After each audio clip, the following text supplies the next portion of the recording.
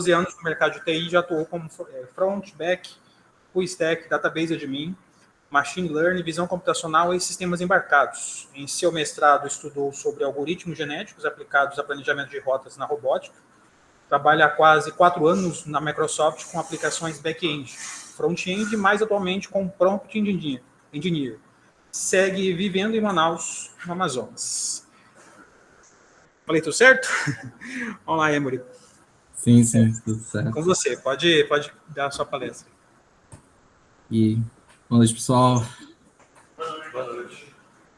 Bom, o professor Aldrin me convidou aí para conversar um pouco com vocês, né, sobre engenharia de software. A ideia aqui vai ser bem informal, de certa forma. Sintam-se livre para perguntar em qualquer momento, qualquer dúvida, curiosidade, basta falar, eu vou estar de olho aqui. E, bom, coloquei um slidezinho para apresentar um pouco mais sobre a carreira em si, não vou focar tanto na parte pessoal, mas, bom, comecei ali no Senai, fiz um curso de menor aprendiz, né, na área de informática, onde foi apresentado aí a tecnologia, a parte de banco de dados, onde eu ingressei numa empresa para fazer meio que um estágio ali, né, como admin, pegando parte ali de back-end, e logo em seguida passei no vestibular para ir para o UFAM, então tudo isso ali foi 2016, e aí foi onde eu tive mais contato, né, meu primeiro projeto de pesquisa ali já em visão computacional, a gente trabalhava um pouco com algoritmo de foco em peixes, assim, a ideia era saber a distância usando a câmera e tudo mais, e logo em seguida conheci meu orientador, a gente começou a trabalhar com robótica, a parte de mapeamento, e é o SLAM, né, que é tanto para criar tanto mapeamento quanto o movimento do robô. E foi quando a gente acabou vendo uma oportunidade de trabalhar com os Vantes, que é onde surgiu o algoritmo genético para o planejamento de rotas. A gente aplicava aqui a ideia era aplicar numa área de proteção aqui da Amazônia, dentro de comunidades, né, para ajudar a evitar o tráfico de animais, não necessariamente de pessoas, né, mas também estava ali incluso, mas a ideia inicial era recursos, né, tanto animal quanto vegetal. E aí, depois do mestrado, a gente conseguiu entrar em umas empresas aqui na área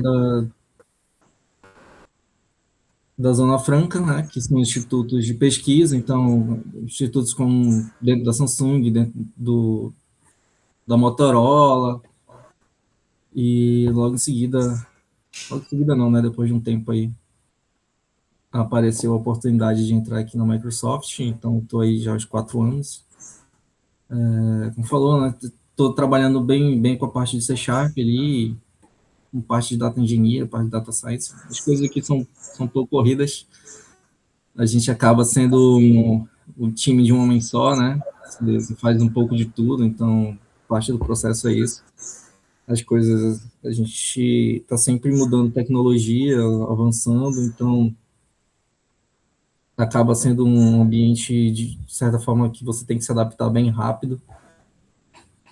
E vem bem a calhar aí todo o movimento de IA, né, que a gente faz parte e usa ativamente no dia a dia aqui.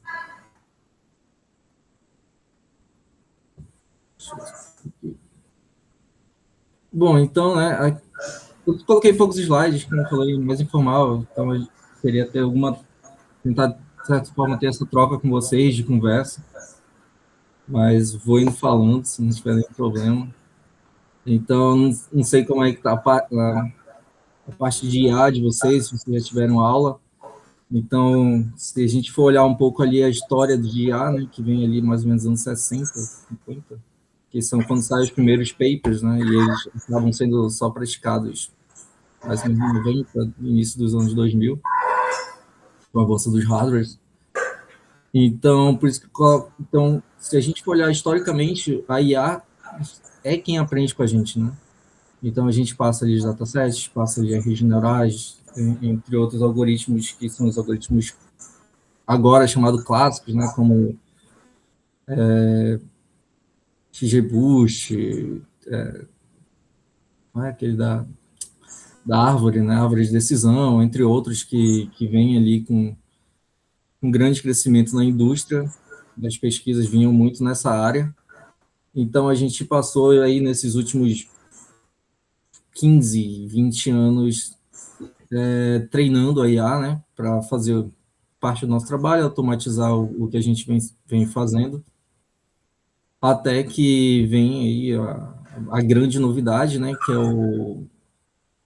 a parte de, não vou chamar o ChatGPT, né, mas os LLMs, né, que primeiro a gente vem com CNN, vem com RNN, né, que eram muito focados na parte de imagem, depois a gente vem para texto, todo o processamento de texto vem mudando aos poucos, até a gente começar a ter atenção, ter essa parte de histórico, e essa quebra de paradigma que a gente tem, que agora a gente tem esse entendimento de conversa. Então, e aí a gente... Como é que é feito hoje em dia, talvez? Acho que essa parte de inteligência, saber se agora de fato é mais inteligente ou é mais treinado. E aí é esse tipo de pergunta, talvez, que a gente acabe se fazendo hoje em dia. Eu vejo alguns posts em fóruns, o próprio LinkedIn tá cheio disso, Substack, DevTool, que é muito como que a gente vai se adaptar a essa nova forma de trabalho. Tá dando para ouvir legal? Às vezes eu escuto um eco, aí eu... Beleza. E então, assim, a ideia é a gente tentar fazer esse debate de como é que a gente interpreta essa nova forma de trabalho, né? Porque antes a gente era basicamente quem treinava, ele só dava output, ele não tinha o que hoje é um step, né, um passo ali que os pesquisadores e todo mundo que está trabalhando com o modelo tenta fazer, que é o reasoning, né? Então, alguns chamam de reasoning, agora começou o chain of thought, né, que é a cadeia de pensamento. E aí é como a gente imita essa forma humana de interpretação de dados. Então, o grande desafio vai ser essa nossa interação homem-máquina, né? Então, o quanto que a gente aprende com eles e tanto quanto eles aprendem com a gente. Como todo qualquer algoritmo de machine learning e IA, né, ele tem esse processo de aprendizado, de acerto e erro, então você tem qualquer técnica, né, que a gente vem aí imaginar, pode ser o reinforcement learning, pode ser machine learning clássico, né, que é a entrada de um dataset com a validação dos outputs, fazendo todos os evaluations e tudo mais, mas quando a gente pensa em trabalhos um pouco mais complexos, principalmente de interpretação, como que a gente diz que uma saída do IA pode ser válida, pode ser errada? Hoje a gente tem a palavra hallucination, né? Quando é que ela está alucinando? Então, qual é o contexto que a gente usa, né? Qual é o contexto que a gente interpreta a saída? Porque, por exemplo, se a gente for pensar em tradução, né? Acho que até tem aquele vídeo famoso, talvez, do Wagner, acho que é do Wagner Moura, que ele fala, né, Mango Tree pode significar formas diferentes. Até tive essa discussão uma vez aqui dentro com uma PM sobre interpretação de saída, né? Então, se você passa ali uma entrada sem nenhum contexto, se eu falasse, por exemplo, Mango Tree, um exemplo bem bestinho, né? Então, quando eu faço esse tipo de pergunta, esse tipo de pesquisa, né, essa entrada de dados no LLM, se a gente for olhar todo o histórico do treino, provavelmente ele vai retornar uma árvore normal, né, uma mangueira, apenas a árvore. Mas para mim, um humano, pode ser que eu esteja esperando a escola de samba, né? Podia ser que eu estivesse esperando uma casa. E aí, quando esse contexto alucinou ou não alucinou? Foi uma falha de expectativa minha, foi uma falha de software. E aí a gente acaba discutindo isso, né? Como validar isso? Como a gente, como engenheiros, né? Como parte dessa transformação de tecnologia, como é que a gente diz que uma saída é completamente inválida se ela, na teoria, fez o que você pediu? Você pediu apenas uma mangueira, né? Podia ser para lavar um carro, né? O cabo ali, dependendo da cidade que você mora, talvez tenha nomes diferentes, tenha objetos diferentes. E então, ainda mais no Brasil, né? Esse país continental tem significados, objetos diferentes para o mesmo nome, né? E aí, essa talvez seja a grande pergunta do contexto, validação, como que se combinam? Como é que a gente, como humano, vai mudar a nossa forma de escrever, né? Hoje, por exemplo, se você pensa num colega de classe, ou no passado, um familiar, como você se comunica, a forma que você se comunica, talvez em algum momento o primeiro contato tenha sido difícil, porque é uma forma diferente de se expressar. Então, você fala e, né, um humano normal, uma outra pessoa não consegue te compreender na primeira frase, não consegue te compreender na segunda.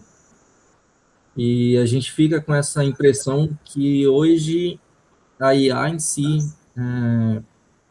vai conseguir entender tudo que a gente quer, né?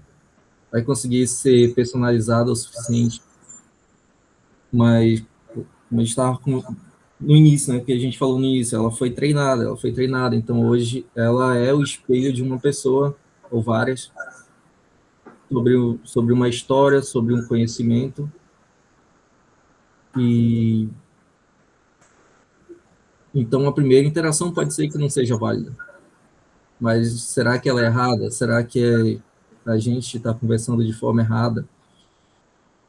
Será que a gente, como humano, vai acabar virando um pouco mais máquina? A gente vai passar a própria forma de se comunicar, né?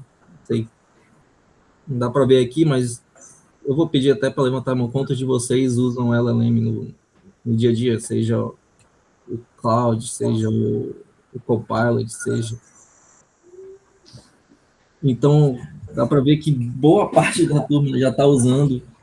E aí, se pensar na primeira vez que você fez a pergunta, né? Que você só pesquisou como pesquisava no próprio browser, eu pesquisava como chega em algum lugar, onde fica, e hoje você coloca mais contexto, você coloca, ou estou procurando uma coisa dessa cor, porque você sabe que aquilo ali vai entregar um pouco mais de informação, e aí você começou a se adaptar, então a gente, como ser humano, estamos também mudando como IA, estamos sendo treinados para o próximo passo, e E é isso, eu acho que é uma reflexão como todo e qualquer engenheiro e engenheira que está se formando nesses tempos, né? Vai estar passando, não vou falar sobre trabalhos acadêmicos, né? Mas assim, a forma que você vê o software, a forma que você compreende, a forma que você é inundado de informação, tudo isso está mudando, vai mudar ainda mais, e a gente é parte transformadora e ativa, né, dessa via de mão dupla de aprendizado. Alguém tem uma dúvida? Um comentário? Alguém já passou alguma dificuldade tentando conversar ou algo inusitado com a IA que queira compartilhar?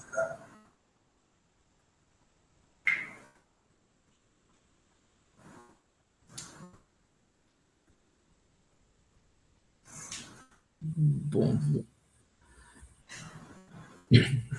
aqui, por exemplo, como eu falei, né, a gente teve várias trocas aqui no início.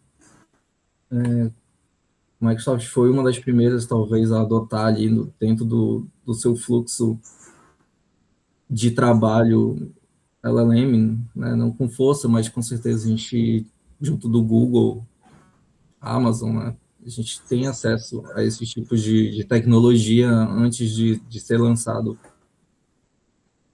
para o público em geral, né? Então, um desses exemplos foi essa discussão aí que demorou, sei lá, 2 semaninhas e a gente não conseguiu chegar num acordo, de certa forma, sobre o que é, o que não é errado. E abriu espaço, né, para a gente desenvolver tantas ferramentas internas. Hoje eu vejo que já começaram a lançar algumas ferramentas externas sobre esse tipo de validação, né, sobre o que é o certo, o que é o errado, o, o quanto, ver todo o processo de pensamento, né, para você entender por que certas decisões foram tomadas. E tanto que hoje nos agentes, né, a gente tem esse skill MD. Alguém já chegou a utilizar? Acho que está principalmente no cloud.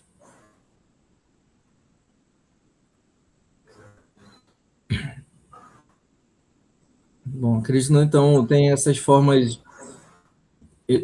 que seriam subagentes, por assim dizer, subprompts, que você carrega em determinados cenários, determinados contextos, que eles acabam sendo mais específicos para tentar melhorar a sua resposta. E, de novo, né? Quem é que diz o que é bom, o que é ruim, né?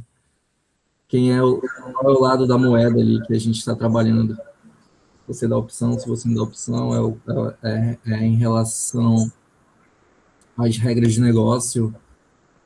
Então, de novo, né? Principalmente como pesquisa, né? O quanto isso pode ferir grupos. A gente sabe que no passado, e acho que ainda acontece bastante, alguns modelos eles são excludentes, né, de sociais, seja por questões de gênero, seja por questões de raça, de cor, seja por questões financeiras.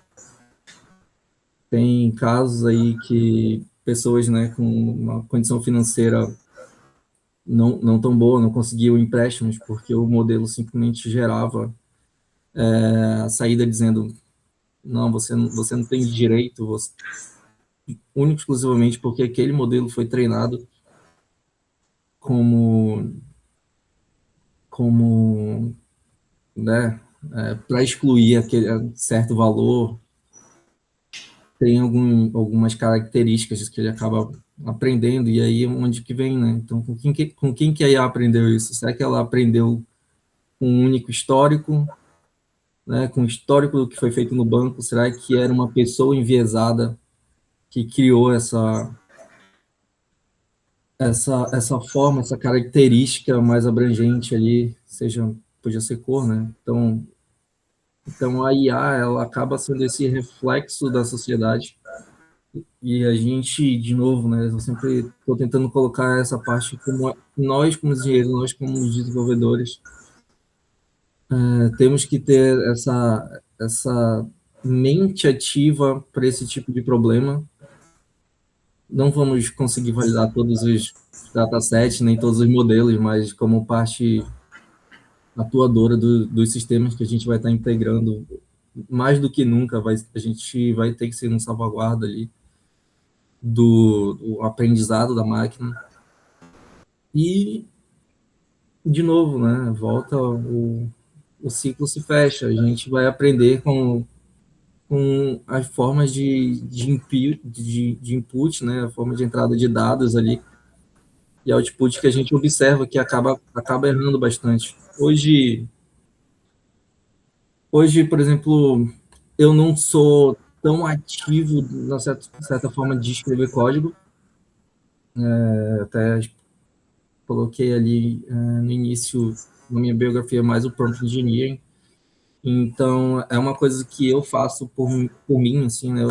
Óbvio que aqui dentro tem gente que faz de forma diferente, mas no próprio prompt, quando eu estou trabalhando num agente, eu vou ter que criar um agente do zero, um skill, né, esse tipo de arquivo, ou qualquer coisa, ou até uma certa busca, assim, na hora de Eu tento ao máximo evitar o uso de IA para gerar o próprio prompt, porque evitar esse tipo de viés, né? Esse tipo de pensamento da IA, de certa forma, que ele possa perder um pouco essa noção de humano, né? Do que é bom, o que é ruim. Não que eu seja exatamente correto, mas acredito que sou mais humano que ele.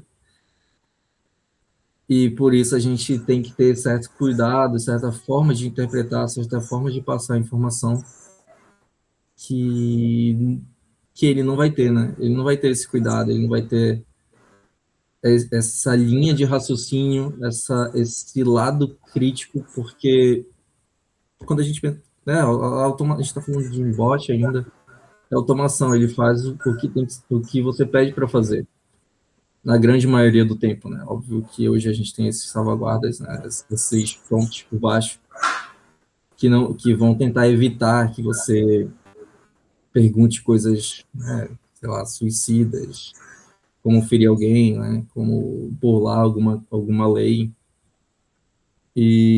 Mas no grande geral a gente vem vendo aí no uso do dia a dia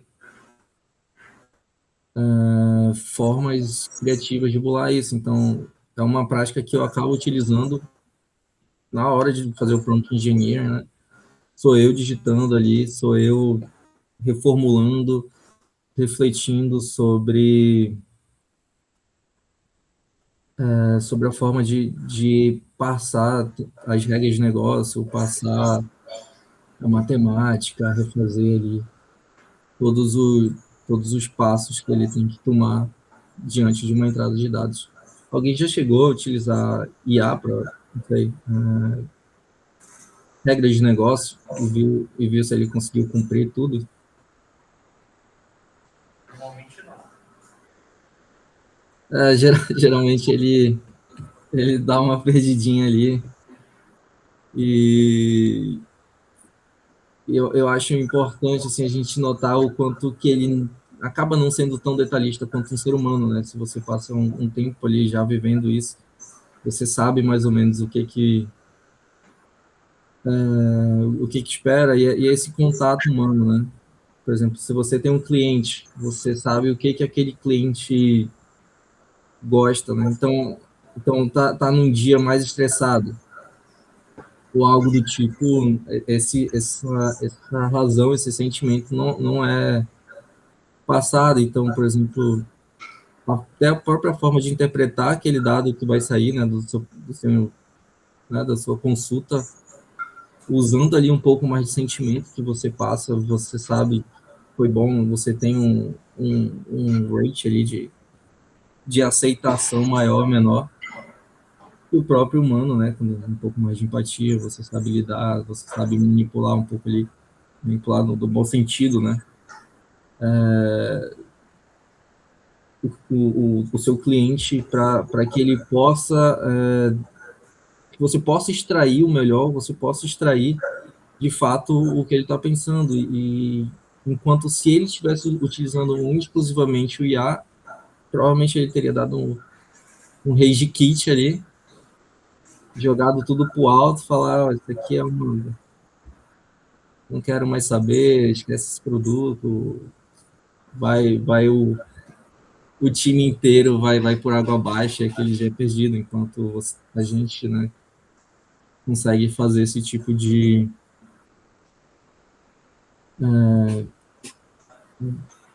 troca, né, esse tipo de trabalho, que aí acho que não vai conseguir, né.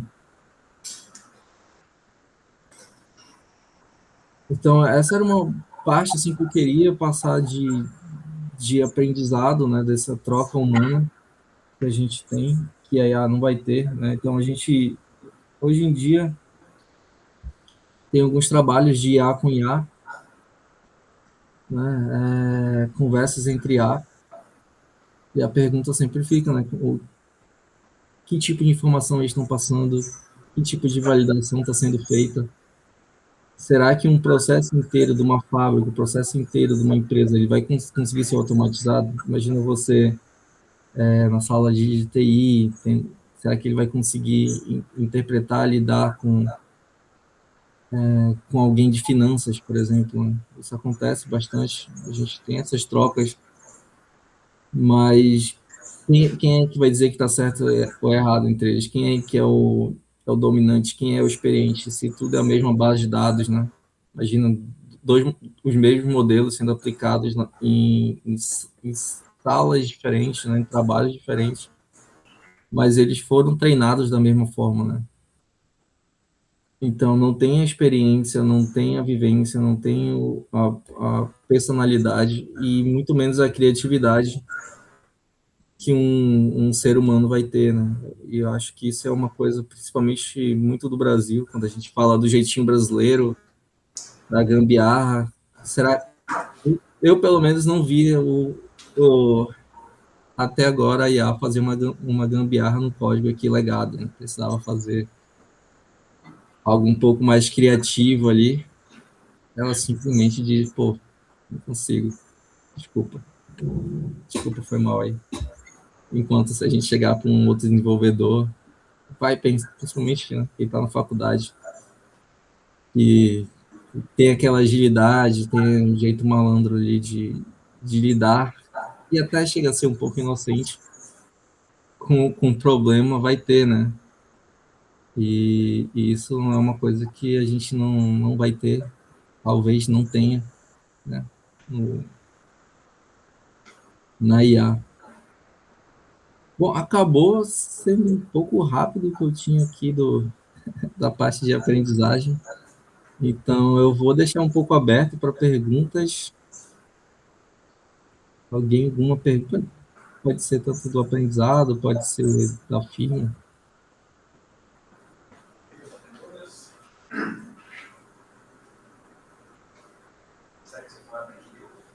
Tá me ouvindo aí? Tô ouvindo bem baixinho. Tá ouvindo? Eu queria saber como que você lidaria, como você costuma lidar com relação à questão de dados sigilosos ou questão de preservar essa sigilosidade de alguma regra de negócio, ou às vezes de expor para você entender como que a IA poderia resolver. Deu para entender a pergunta? Deu para entender. Eu acho que tem. Estava falando mais alguma coisa? Não, é isso mesmo. Tá, tem algumas nuances, né? Porque, bom, obviamente eu estou num contexto um pouco mais fechado, né? A Microsoft em si, como plataforma de IA, basicamente, né? A gente tem todo um ecossistema aqui dentro. Não dá para falar sobre toda a empresa, mas dá para falar um pouco até de como a gente se posiciona no mercado, com coisas mais públicas. Então, pensando como todo o ecossistema da empresa, e em relação a essa pergunta, a gente tem um cuidado de não expor, ou seja, não utilizar nada que seja fora de um ambiente praticamente interno, né? Então, não é como se a gente estivesse fazendo esse tráfego de informação com sistemas fora de uma rede, de uma rede com firewall e coisas do tipo. Então, eu geralmente ou iria sugerir, de certa forma, se você trabalha numa empresa que tem dados sigilosos, dependendo ali do grau, não pode vazar. Eu sugeriria ter sim uma máquina dedicada, que você tivesse um processo para aquele tipo de informação que fosse só na sua rede, que você transitasse esse tipo de dados fora da web, né? Sem ficar passando muita informação para cloud, se possível fazer ali uma rede local. Quando não, a maioria dos dados, de certa forma, são encriptados, né? Então, se você faz ali o mínimo do mínimo, você vai estar encriptando os dados, você vai estar transitando de forma segura. mas principalmente para modelos e empresas, não estou falando só para usar Microsoft, né, mas assim, não tão conhecidas, em X e A, qualquer coisa. Esse tipo de dado você não tem muito controle, né? Então, se você tem um serviço que você não, principalmente públicos, né, que não tem essa forma segura, esse contrato, eu evitaria ao máximo passar essas informações.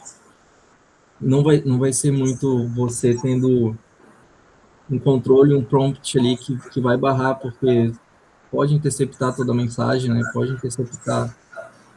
A gente está pensando aqui em WebSocket, né? Que vai transitar mensagem, vai transitar tipos como é que eu vou dizer assim? Não vai só o prompt, pode ir seu documento, pode ir sua imagem, sua foto, ou coisas do tipo. São muito fáceis de ser interceptados nesse tipo de conexão com rede pública. Então, sim, talvez assim um pouco mais pé atrás, assim, eu manteria o máximo possível dados sensíveis em redes locais, mesmo que custe uma máquina mais dedicada e se pensar no contexto global hoje, cada vez mais a gente está em falta de GPU. Então você tem a latência, né? Então pensando até em regras de negócio, se você joga para um serviço de baixa cobertura, a latência, né, a experiência do próprio usuário não vai ser tão boa, a segurança dos dados não vai ser tão boa. Então, seria a forma que eu vejo de manter seguro, né? Eu falei, a gente pode encriptar, mas transitar muito na web nunca é 100%. Entendi. Obrigado.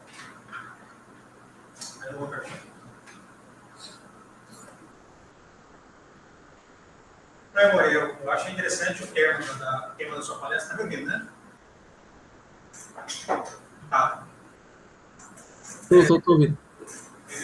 O tema dessa parte, a parte humana da LLM, não sei se você viu, recentemente fizeram um experimento que colocaram várias IAs como generais de guerra.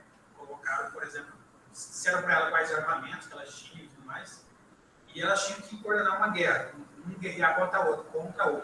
Adivinha qual arma de guerra eles escolheram de cara? Bomba atômica. De imediato.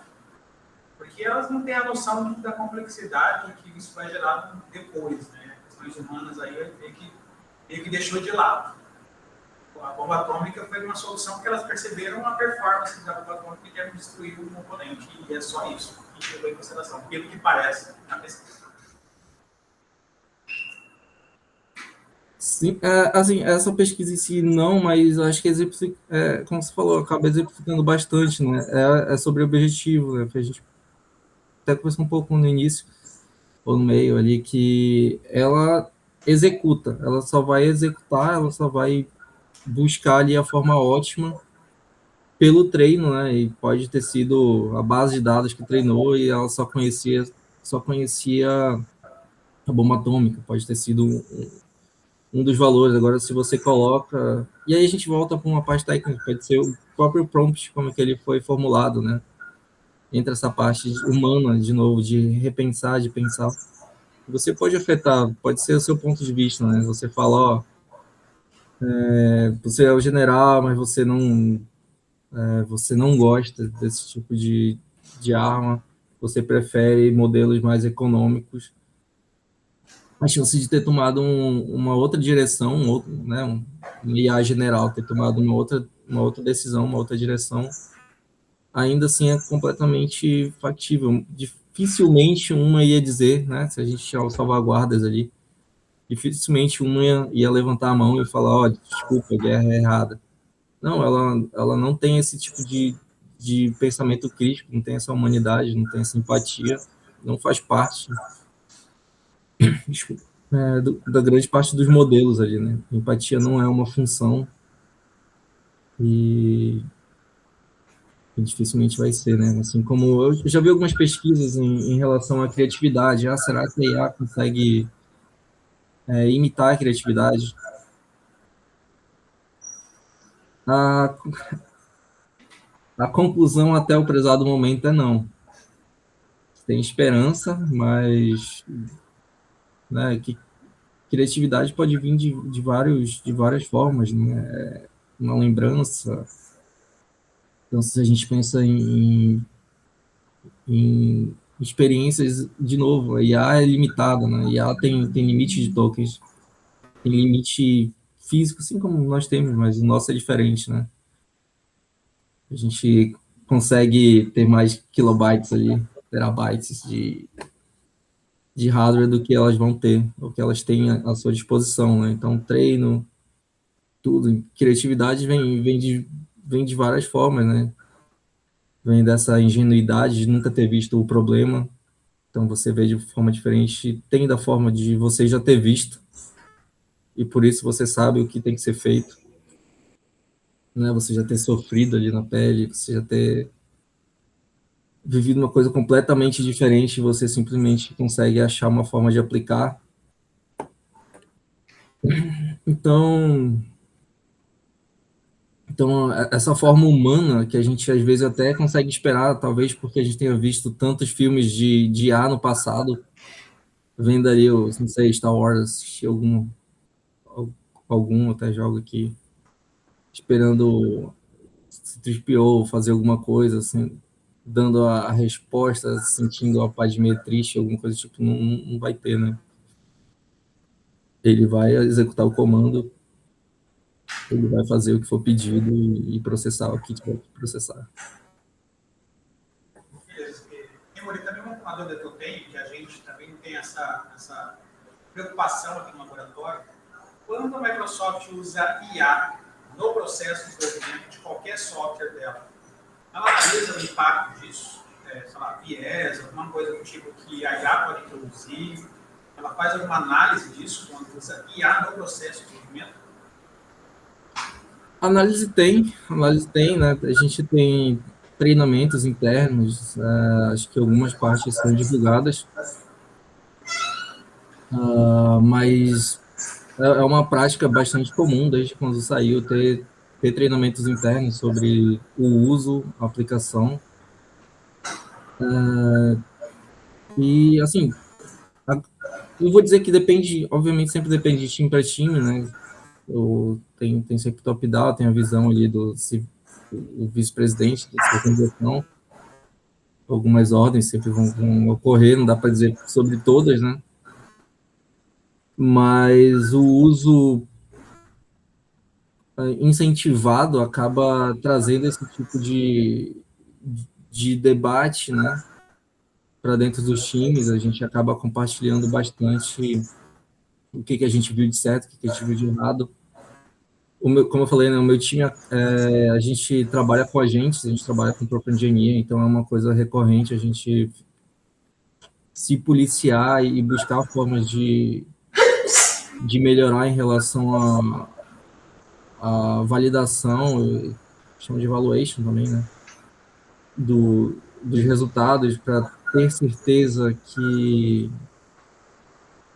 a gente não está inferindo, né, ferindo alguém, não está expondo dados, não está, né, assim, crimes e coisas do tipo. Então, tem grupos de pesquisas, né, que é o RI, né, que é o... Nossa, o R esqueci agora o que significa. Responsible. Né, então, tem grupo de pesquisa que é o Responsible AI, que é basicamente focado nesse tipo de problema, né? Como é que a gente faz essa curadoria tanto no treino quanto na saída dos dados. Então, o próprio processo, né, de transição do prompt, né, de todo e qualquer produto aqui, né? Eu vou acabar falando aqui, passa por esse modelo de Responsible AI, né? Então, a gente valida a entrada do usuário, valida a saída, né, o que foi gerado pelo próprio modelo, para, né, sempre buscar não fazer coisas erradas, assim, né? A gente sabe que o usuário vai tentar burlar alguma coisa ali, não só, como a gente vê vários vídeos, né, de tentar colocar pegar a senha, pegar algo que possa usar ali, mas como sociedade, né, tem esse tipo de pergunta, né, sobre suicídio, assassinato, sequestro, sempre vai ter alguém utilizando ali, então é uma preocupação da empresa e, e tanto dos engenheiros, né, que estejam trabalhando com esse tipo de dado. Beleza, muito interessante. Até recentemente teve a notícia que o exército americano usou o Cloud, né? Cloud AI para fazer estimativas, alvos, usando o Cloud, porque ele é muito bom para codificação e É eles bom, né? utilizaram. Então, às vezes a Microsoft tem esse medo também, tem essa precaução do uso da IA em meios militares. Acho que recente, assim, novembro, dezembro, sei lá. Às vezes a gente perde a noção de tempo aqui, né? Teve acho que é porque ele é abaixo do CEO ali, né? Um C-level até compartilhando esse tipo de preocupação, né? Porque já era um tipo de evento que estava ocorrendo e só reforçou que isso é uma preocupação interna, né? É uma preocupação da empresa e óbvio, não dá para controlar tudo, mas dentro da empresa é algo que a gente sempre fica de olho. Entendi. Obrigado, Emory, pelo seu tempo para trazer esse assunto. Eu acho que todo mundo tem interesse, de qualquer área, seja da computação ou de fora da computação, a gente sempre quer entender mais como aumentar o potencial, né, ter o maior potencial das LLMs e saber que tem os vieses ali envolvidos e ter a noção disso, né? Do jeito que você pergunta, a forma como você pergunta, do jeito que você forma o seu prompt, pode enviesar totalmente a resposta que você quer. E depende daquilo que você quer ver, né? Mas de fato não é aquilo que é a resposta certa. Então, realmente, a questão do prompt é uma coisa crucial, muitas vezes, na hora de resolver problemas, seja da computação, seja de qualquer área. Tá? Obrigado pela sua participação. Não sei se alguém tem mais alguma pergunta. Diga. Queria fazer uma pergunta. Já está finalizando, mas em relação a que eu entendo que tem algumas perspectivas, né, que trazem o gerenciamento de times de IAs, né, modelos. Então, por exemplo, a Microsoft trouxe um Spec Kit recentemente do dia e algumas outras alternativas, né? Agora a gente tem um único modelo, vários modelos trabalhando de múltiplos agentes para geração de código e tem alguns outros perspectivas para outros tipos de produtos, claro, né? Mas como a gente tem a fundação, a gente traz mais para o nosso contexto. E a gente usando essas ferramentas, né, pelo menos uma percepção pessoal, é que quanto mais a gente, trabalhando com um arquiteto como gerente desse projeto, né, quanto mais a gente vai passando por essas ferramentas, muitas vezes tem um documento que a gente gera inicial, gera um documento que passa por um LM, por um plano diferente, etc. Eu sinto que a gente tem uma certa perda de, não necessariamente de humanidade, mas de aspectos humanos. Então, muitas vezes você idealiza porque você teve uma conversa com o cliente, então, o cliente quer que você faça dessa maneira, etc. E a gente vai passando por esses vários agentes, vários modelos, e tem essas alterações que, de uma perspectiva isolada, né, não são tão grandes, mas de uma perspectiva geral, são muito maiores. Quando a gente tem, né, essas quantidades gigantescas de informação sendo transitadas entre vários modelos, como que você acha que a gente consegue, qual é a sua perspectiva disso, para a gente não perder esses traços humanos, esses traços tão criativos que a gente tem, sabe? Essas nuances que a gente tem, diferente de um time que a gente comanda, às vezes, desenvolve junto. Como é a sua perspectiva em relação a isso? Eu vou muito pelo assim, como que a gente vai se desenvolver. Eu acho que essa é a principal forma, né? A gente é a primeira forma, né? Se for a gente, engenheiros e engenheiras de dados, né? Ou de software. O modelo em si vai fazer o que a gente mandar, né? Vai ser o que a gente treinar. Mas a partir de um certo momento não vai ter como tirar o ser humano ali do processo. Então, quanto mais a gente puder tá perto, guiando e tentando trazer, eu acho que essa parte de interação, né? De tentar, quase como uma resistência, né? Tentar evitar que a gente escreva tanto quanto uma IA quer. Ela tem o próprio formato de aprendizado, né? Tem, como eu falei, formas imperativas, né? Então, o que funciona basicamente no prompt geralmente são formas imperativas, né? Busque, faça, interprete,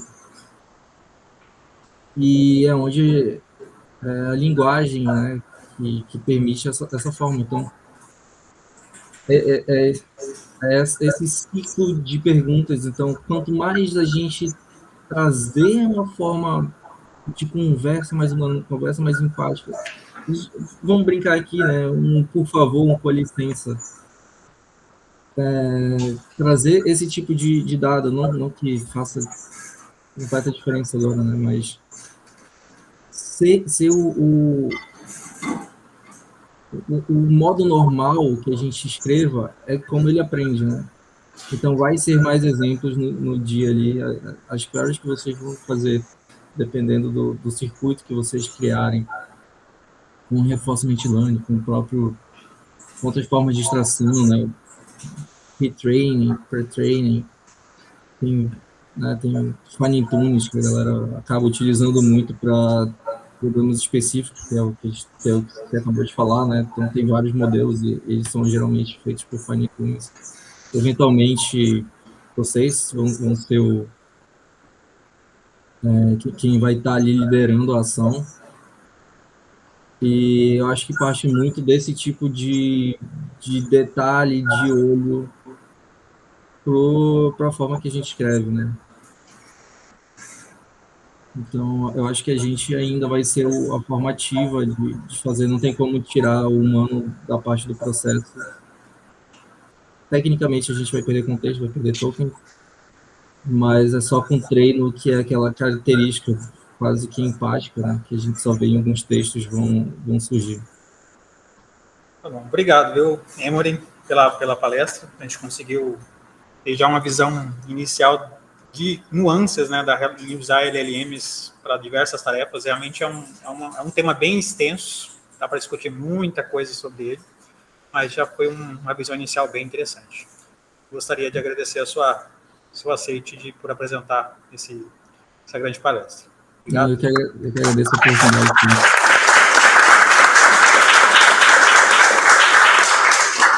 Obrigado, gente. Bom curso aí, boas aulas. Qualquer coisa, você não salve. Até mais. Tchau, tchau. Tchau.